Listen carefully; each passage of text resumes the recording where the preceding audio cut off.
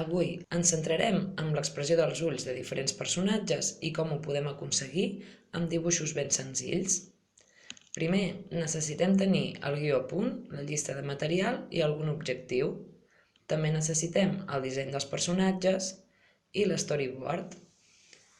El material que utilitzarem serà cartolina negra, restes de cartolines de color, si no en tenim poden ser papers reciclats o revistes, un foli, llapis, goma, retolador, estisores i una cartolina d'un altre color o qualsevol paper.